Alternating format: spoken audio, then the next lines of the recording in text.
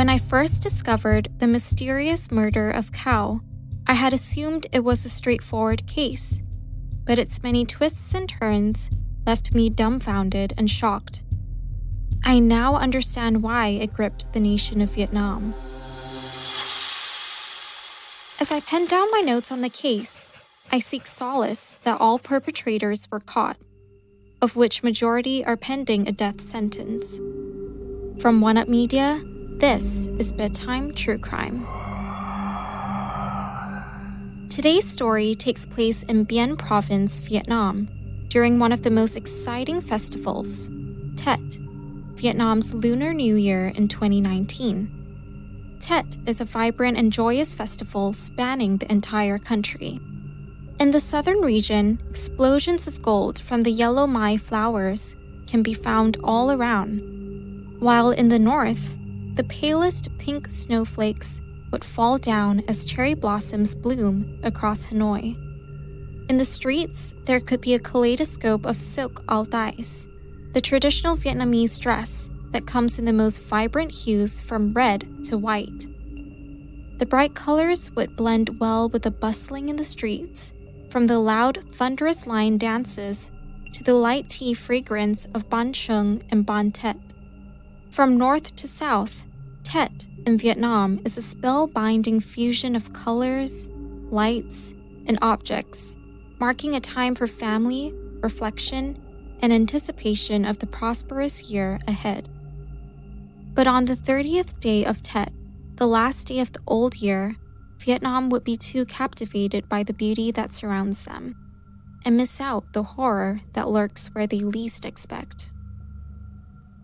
3 days later, in the morning of February 7th, 2019, a beautiful Vietnamese student by the name of Cow would be found dead in one of the worst ways imaginable. The story of what happened and why would have many twists and turns that eventually points to the person we least expect. Cow was born 1997, aged 22, in Dien Bien Province. Dien Bien is located in the northwestern region of Vietnam, and it's a place of great cultural significance amongst the history buffs. It was in Dien Bien in 1954, specifically in Dien Bien Phu, where the Viet Minh had successfully ended the close to 100-year French occupation. They will display the same gusto after negotiations fail that sparked the Vietnam War decades later. But outside of history, Dien Bien wasn't well industrialized. Much of the area depended on small mom-and-pop stores, such as the chicken shop that Cow's mother owns. Based on social media pictures, it seemed that both mother and daughter were close, especially since Cow would help out regularly with deliveries. From her social media, Cow was a university student in Thái Nguyen Province, who seemed to exhibit a dynamic personality, with some pictures exuberating cheekiness, while others a sweet, confident smile beside her mother. With what most people knew, it seemed impossible why anyone would have wanted Cow dead. It's February 4th, 2019, 3 days before the reported death of Cow, and all seems normal in Muang Tan Market. Both mother and daughter were selling chickens when a man between age 36 and 38 made an order to purchase 10 chickens. A strange order, but not completely uncommon. Then, he requested Cow's phone number, just in case, to contact her for the delivery scheduled at 6 p.m. Nearing the evening, the man made one more request, to shift the meeting place. Come evening time, less the bulk order of chickens, the day would seem relatively uneventful, and Cow would ride off into the dark of Vietnam's northern Dien Bien Phu city as planned.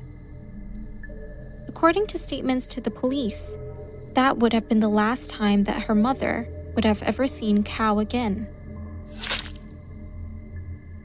Initially, it took a while before police deployed search teams, but after the first 24 went by, It seemed clear that this was not your average rebellious runaway situation, and teams were deployed rapidly. By the 7th of February, 10 a.m., a small search team around Tan Hoa commune reported in. Cow was found in an abandoned pig barn, dead. When investigators were brought in, they were shocked at the state of Cow. Her body had decomposed, wearing only a brown autumn-winter shirt and underwear without pants. Her helmet was covering her head, but upside down, while her neck had shown signs of contusions and bruising. It was likely that her cause of death was strangulation, hinting to murder. The moment news leaked of the murder of Cow, Vietnam was on edge. Most of all was the family, where Cow's mother was in tears as she gave a statement to the news. Cow's mother explained that her daughter's death hit harder because she was only home to help the family out as it was Tet. If she had stayed in her university town, she would have been safer. Cow was also going to graduate in 6 months' time, and during a discussion between mother and daughter, Cow had shared that she desired to take care of her mother, that regardless of marriage or employment, she would find a way to stay close to home, to take care for her by her mother's side. Cow's grieving mother led to a media frenzy, and given the little knowledge revealed to the public, many began speculating, even accusing Cow's mother of flaunting her wealth, attracting robbery, and eventually her own daughter's demise. Though heartless, it was not a completely impossible scenario, because petty crime is common in Vietnam. A petty crime gone wrong does seem like a possible scenario. But police had to be certain, and over the next few days, the police and the army assessed an estimated of 1,000 people before honing in on the chicken man, Mr. Vuong Van Hung. Hung was born in 1984 and made very likely suspect. Since young, he had trouble with the law, eventually accumulating 4 legal violations and 3 convictions over his lifetime. When initially asked, Hung denied allegations, and the authorities had to provide more evidence. It was unclear what they provided. Publicly, it was known that they found his DNA samples on Cow and some questionable articles belonging to Cow in his possession. But as soon as it seemed that there was enough evidence, Hung quickly confessed to murder, and his motivations were money and the victim's beauty. It made sense, as traces of semen were found on Cow, and her belongings were stolen. Even a Vietnamese criminology expert, Thao Trung Hue, agreed that his intentions seemed plausible. According to Thao, it seemed like a common line of thinking. Often, sexual triggers could lead to rape, then a waterfall of psychological justifications that lead to murder. The period of Tet and Hung's recent prison release seemed to justify why he would need money, and it's likely that after murdering Cow, the thief would seem to have little consequences to Hung. The case seemed close, until days later, where subsequent interrogations gave more case details. There were more perpetrators the night that Cow was kidnapped, and what followed after was a depraved game. According to Hung, on the night where they found Cow, they knocked her out but hadn't killed her yet. Instead, they brought her to the bedroom of a friend and tied her down on the bed. Turn by turn, the men creeped over her and proceeded to rape Cow, then left her overnight. The following day, they repeated the same thing before carrying the weakened Cow out of the bedroom and into the living room. There, they tried feeding her with food, but Cow could barely eat.